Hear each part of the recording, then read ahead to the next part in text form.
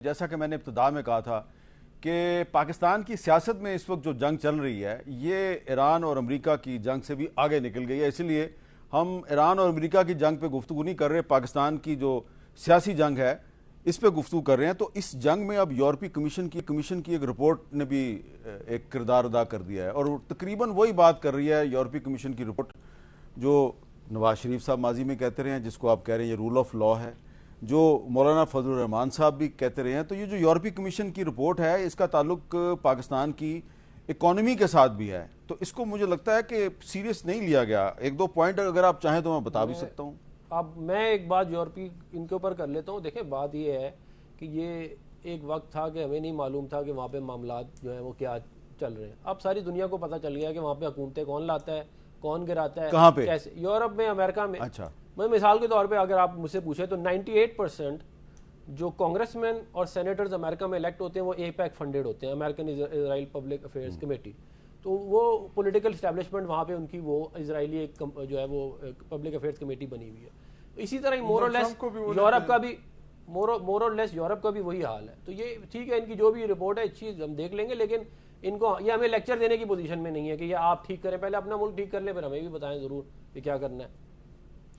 وہ کہہ رہے ہیں جی کہ قانون کی حکمرانی اور سول سوسائٹی کے شعبوں میں بڑے خدشات ہیں, جبری گمشدگیاں اور ماورائے عدالت قتل میں اضافہ ہوا ہے, اظہار رائے کی جو آزادی ہے وہ ابتر ہو گئی ہے. اور وہ کہہ رہے ہیں جی ایس پی پلس کی جو اہلیت اور بین الاقوامی وعدوں کی تعمیل کو یقینی بنانے کے لیے مندرجہ ذیل ترجیحات ضروری ہیں کہ انسانی حقوق کی خلاف ورزیاں جو ہیں ان کی جواب دہی کو یقینی بنایا جائے, تشدد کے خلاف کوششوں میں اضافہ کیا جائے, اور جبری گمشدگیاں اور اظہار رائے کی آزادی کی صورتحال کو بہتر بنایا جائے, خواتین کے خلاف تشدد کو مؤثر طریقے سے حل کیا جائے.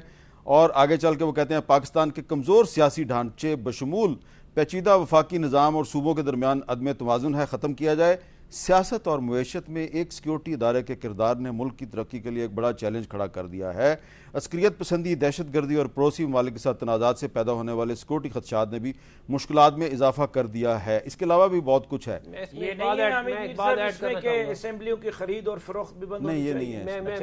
میں اس میں ایک بات ایڈ کرنا چاہوں گا. دیکھیں بات یہ ہے کہ غزہ میں جب بچوں کے اوپر بم پڑ رہے تھے اور عورتوں کو جو ہے وہ جو ریپ ہو رہے تھے اور جو سب کچھ ابھی بھی چل رہا ہے, اس کے اوپر تو انہوں نے یورپین یونین نے ان کو نہ پیسے بند کیے, اسلحہ بھی دیا. تو یہ کس مورل اتھارٹی سے آ کے ہمیں یہ بولتے ہیں کہ یہ چیزیں ٹھیک کرو؟ تو آپ جا کے اپنا پہلے مسئلہ حل کر لیں. وہ اس لیے کہہ رہے ہیں کہ انہوں نے آپ کو جی ایس پی پلس سٹیٹس دیا ہوا ہے جس سے کہ آپ کی جو ایکسپورٹ ہے وہ یورپ میں زیادہ ہے.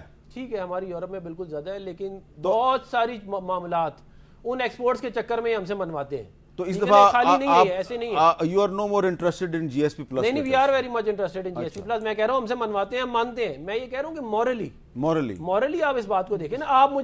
آپ لیکچر دے رہے ہیں جس چیز کے اوپر آپ نے ادھر غزہ میں جو کچھ بم پڑے ہیں, جو بیچارے ان لوگوں پہ بم, اس وقت تو آپ کو یاد نہیں آیا, اسلحہ دے رہے تو آخری بات اب بول رہے ہیں ہمیں کیا کہتے ہیں. یہ تو ایسی رپورٹ ہے, مجھے ایسا لگ رہا ہے جیسے آپ یہ مجھ سے لکھوا کے لے کے گئے. مطلب اتنا رپورٹ میں جو چیز انہوں نے, ابھی میں نے ساری نہیں پڑھی. اچھا, جو آپ نے 8-10 چیزیں بتائی ہیں 100% کچھ لفظ میں نے جو ہیں وہ نرم کر دیے ہیں. رپورٹ بہت سخت ہے. اچھا, مطلب افیئر بھی ہو سکتے ہیں آپ اس سے پھر دوبارہ جو بھی ہے بھائی. اب اس میں کہا ہے نا کہ ظاہر رائے کی آزادی, یہ ساری رپورٹ انٹرنیشنل جو ہے وہ رپورٹ ہو رہی ہے چیزیں, اس سے ملک نقصان ہوگا.